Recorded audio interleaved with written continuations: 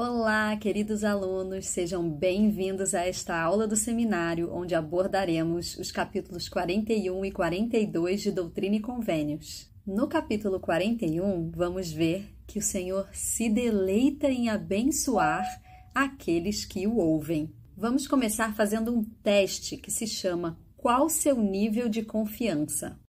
Eu vou falar algumas palavras e você vai definir qual o seu nível de confiança conforme este gráfico.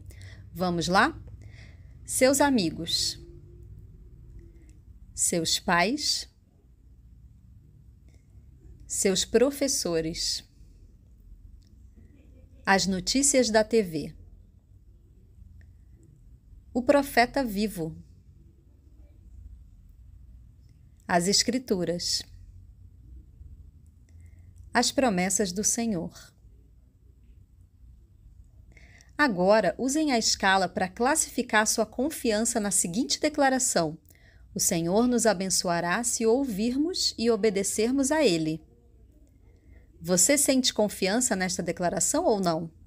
E por quê? Em 1830, o Senhor ordenou que os santos se mudassem para Ohio. Pouco tempo depois, entre janeiro e fevereiro de 1831, o profeta Joseph Smith e sua esposa Emma atravessaram centenas de quilômetros e chegaram a Kirtland, Ohio. Vamos ler em Doutrina e Convênios 41:1 para ver como o Senhor se sente ao nos abençoar. Escutai e dai ouvidos, ó vós, meu povo, diz o Senhor e vosso Deus, vós que me deleito em abençoar com as maiores de todas as bênçãos, vós que me dais ouvidos. E vós que não me ouvis e que professastes meu nome, amaldiçoarei com a mais pesada de todas as maldições. Conforme podemos ler nessa escritura, o Senhor se deleita em nos abençoar. Isso significa que Ele ama nos abençoar e fica feliz quando o ouvimos. Vamos à nossa primeira pergunta. Como você ouve o Senhor? O presidente Russell M. Nelson ensinou: é necessário um esforço consciente e constante para preencher nossa vida com suas palavras, seus ensinamentos e suas verdades todos os dias. Podemos abrir as Escrituras. Elas nos ensinam sobre Jesus Cristo e seu Evangelho, sobre a magnitude de sua expiação e sobre o grande plano de felicidade e de redenção de nosso Pai.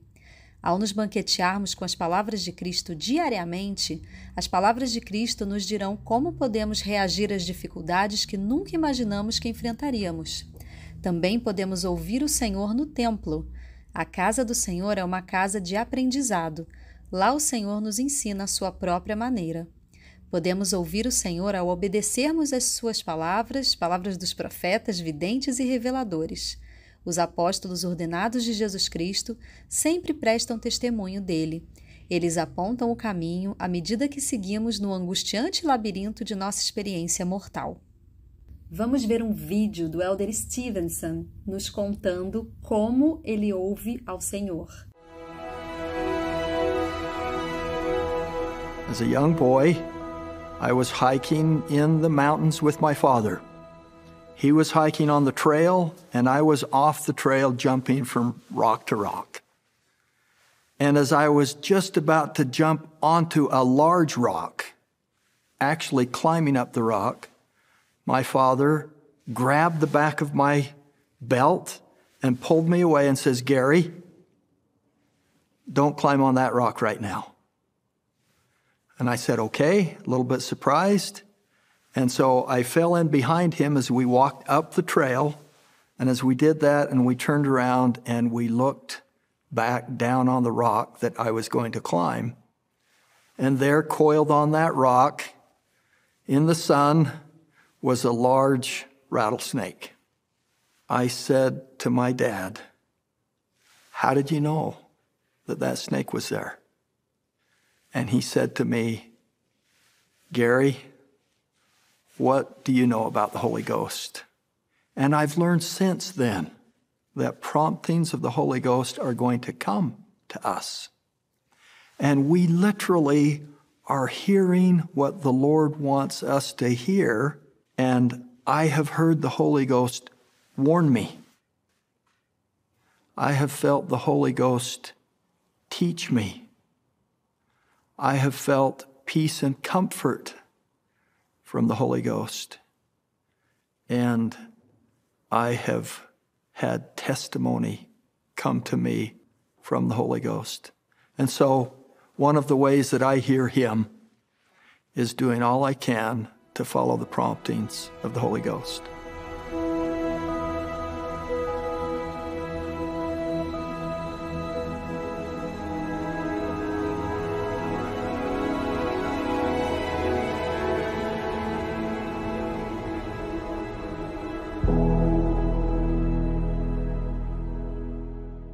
Assim como ouvir o Senhor nos traz bênçãos, não ouvi-lo traz consequências graves. A palavra maldição no versículo que nós lemos quer dizer consequências ou julgamentos. Nas Escrituras, encontramos vários exemplos de pessoas que ouviram o Senhor e foram abençoadas, assim como pessoas que não ouviram e sofreram as consequências por isso. Quando pensamos em exemplos de pessoas que ouviram o Senhor e foram abençoadas por isso, podemos nos lembrar de profetas como Leí, Nefe, Alma, Moroni, Amon, Noé, Enoque, Moisés, Maria e muitas outras pessoas. E você? De quem que você lembra quando pensa em exemplo de obediência? E quando pensamos em exemplos de pessoas que não ouviram o Senhor e sofreram as consequências por isso, também lembramos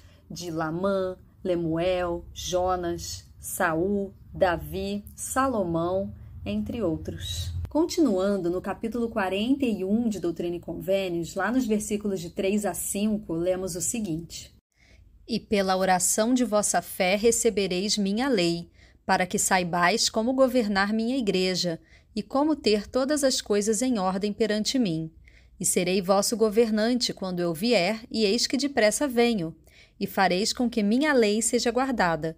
Aquele que recebe a minha lei e a pratica é meu discípulo, e aquele que diz que a recebe e não a pratica, esse não é meu discípulo, e será expulso de vosso meio. Nesses versículos, aprendemos que quem ouve a lei do Senhor e a pratica é seu discípulo. Vamos ver o próximo vídeo do presidente Gordon B. Hinckley, contando para nós um exemplo de uma mulher que resolveu ouvir a lei do Senhor e praticá-la, e foi abençoada por isso. Let me give you a story of a woman in São Paulo, Brazil. She worked while going to school to provide for her family. I use her own words in telling this story. She says, "The university in which I studied had a regulation that prohibited the students that were in debt from taking tests. For this reason, when I received my salary, I would first separate the money for tithing and offerings, and the remainder was allotted for the payment of the school and other expenses. I remember a time when I faced serious financial difficulties. It was a Thursday when I received my salary. When I figured the monthly budget, I noticed that there wouldn't be enough to pay both my tithing and my university. I would have to choose between one of them. The bi-monthly tests would start the following week, and if I didn't take them, I could lose the school year. I felt great agony. My heart ached. I had a painful decision before me, and I didn't know what to decide. I pondered between the two choices, to pay tithing or to risk the possibility of not obtaining the necessary credits to be approved in school. This feeling consumed my soul and remained with me up to Saturday. It was then that I remembered that when I was baptized, I had agreed to live the law of tithing. I had taken upon myself an obligation, not with the missionaries, but with my Heavenly Father. At that moment, the anguish started to disappear, giving place to a pleasant sensation of tranquility and determination. That night when I prayed, I asked the Lord to forgive me for my indecision. On Sunday, before the beginning of sacrament meeting, I contacted the bishop, and with great pleasure, I paid my tithing and offerings.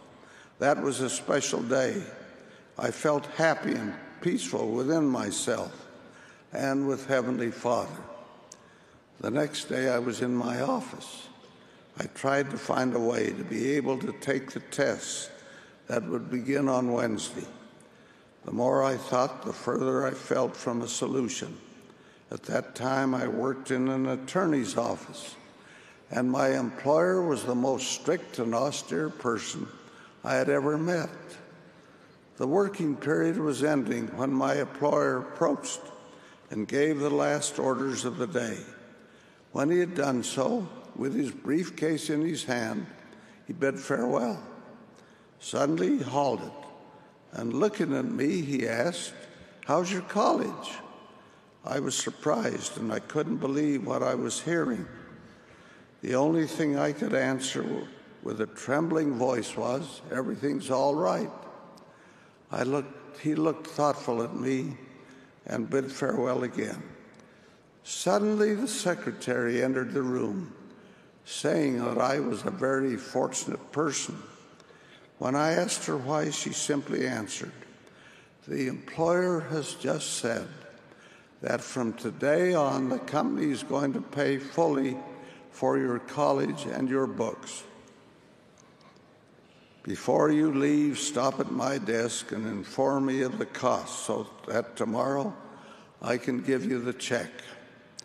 After she left, crying and feeling very humble, I knelt exactly where I was and thanked the Lord for his generosity.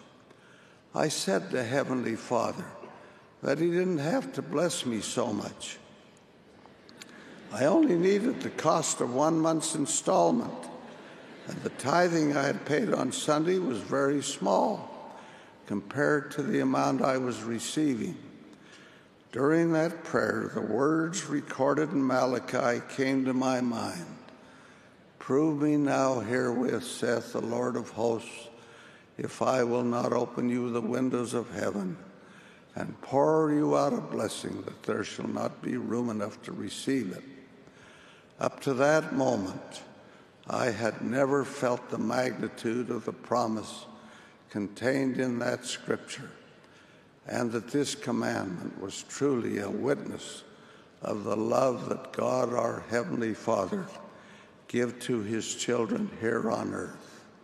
Querido jovem, pense em alguns exemplos da sua própria vida em que você foi abençoado por ouvir o Senhor, por guardar seus mandamentos. Esses exemplos fortalecem a sua confiança de que o Senhor se deleita em abençoar aqueles que o ouvem. Elder Renland disse: "Meus queridos irmãos e irmãs, nosso Pai Celestial e Jesus Cristo desejam abençoar cada um de nós. As bênçãos do céu não são conquistadas quando acumulamos medalhas de honra ao mérito, de maneira frenética, nem quando esperamos, sem fazer nada, para ver se ganhamos as bênçãos na loteria. Não. A verdade é muito mais detalhada, mas mais apropriada para o relacionamento entre um Pai Celestial amoroso e nós, seus herdeiros em potencial. A verdade restaurada revela que bênçãos nunca são conquistadas, mas ações inspiradas por nossa fé, tanto inicial como continuamente, são essenciais." Em Doutrina e Convênios 42, o Senhor cumpriu a sua promessa aos santos, quando lhes disse que lhes daria a lei assim que se mudassem para o raio. Ele estabeleceu leis gerais de conduta para os membros da igreja daquela época. Ele ensinou vários mandamentos que gostaria que seu povo vivesse. Vamos à nossa segunda pergunta. Pelo que você vê no mundo hoje, por que você acha que precisamos dos mandamentos de Deus? Vamos ver alguns mandamentos que o Senhor deu ao povo. Não falarás mal de teu próximo, nem lhes farás mal algum. Sabes que as minhas leis com respeito a estas coisas são dadas nas minhas escrituras. O que pecar e não se arrepender será expulso. Se me amares, servir-me-ás e guardarás todos os meus mandamentos. E eis que te lembrarás dos pobres e consagrarás de tuas propriedades para sustento deles, aquilo que tiveres para lhes dar, como um convênio e uma promessa que não poderão ser violados. E também que não haja orgulho em teu coração, sejam simples todas as tuas vestes e sua beleza, a beleza da obra de tuas próprias mãos. E sejam todas as coisas feitas com limpeza diante de mim. Não serás ocioso, porque o ocioso não comerá o pão, nem usará as vestes do trabalhador. O versículo 29 nos dá um excelente motivo para guardarmos os mandamentos de Deus. O Senhor fala: se me amardes, servir-me-ás e guardarás todos os meus mandamentos. Quando guardamos os mandamentos, demonstramos o nosso amor pelo Senhor. No folheto Força dos Jovens, um guia para fazer escolhas, nos ensina o seguinte: para ajudá-lo a fazer boas escolhas, Deus dá mandamentos. Ele faz isso porque ama você. E a melhor razão para obedecer aos mandamentos de Deus é que você o ama. O amor é o coração dos mandamentos de Deus. Vamos escolher um desses mandamentos que lemos para estudar um pouco melhor sobre ele. Não falarás mal do seu próximo, nem lhes fará mal algum. Vamos escolher esse? Ao estudarmos esse mandamento, gostaria que você pegasse o seu caderno de estudos e escrevesse algumas coisas que vai aparecer agora na tela. Quando falamos de não falar mal do seu próximo, nem fazer mal algum, estamos falando de amar o próximo. Então, eu gostaria que você escrevesse no seu caderno de estudos o seguinte: número 1. Outros versículos das Escrituras, declarações da Conferência Geral ou passagem do livreto Força dos Jovens que aprofundem sua compreensão desse mandamento. Número 2. Razões pelas quais você acha que um amoroso e onisciente Pai Celestial nos daria esse mandamento. Número 3. Como você acha que guardar este mandamento nos ajuda a seguir o Salvador, mostrar nosso amor a Ele e nos tornar mais semelhantes a Ele? E, finalmente, número 4. Experiências que você teve guardando este mandamento. Então, para cada um dos itens, você pode dar pause e escreva no seu caderno de estudos, ok? Você também pode fazer este mesmo estudo com outros mandamentos. Elder Renland ensinou o seguinte: o plano de Deus contém instruções para nós, mencionadas nas Escrituras como mandamentos. Esses mandamentos não são um conjunto de regras excêntricas ou arbitrárias impostas somente para nos treinar a ser obedientes. Eles estão ligados ao desenvolvimento de nossos atributos divinos, ao retorno ao nosso Pai Celestial e ao recebimento de alegria duradoura. Vamos então à nossa terceira e última pergunta. Escolha um mandamento e responda às seguintes perguntas. Número 1. Como a obediência a este mandamento abençoa a minha vida? Número 2. Como este mandamento demonstra o amor que Deus e Jesus Cristo têm por mim? Querido jovem, o Pai Celestial ama você. Jesus Cristo ama você. E quando amamos alguém, queremos que essa pessoa fique segura, que ande por caminhos iluminados e bons e que retorne para nós. É exatamente isso que eles querem. Ao finalizar esta aula, gostaria de prestar o meu testemunho sobre os mandamentos de Deus. Em um mundo de escuridão e confusão, os mandamentos nos trazem luz e paz. Ande na luz do Salvador e você estará num caminho seguro. E se você tropeçar, lembre-se que Deus mandou seu Filho Jesus Cristo para te resgatar e para te dar uma segunda chance. Eles realmente querem você de volta. E é essa aula que eu deixo com meu amor. Em nome de Jesus Cristo. Amém.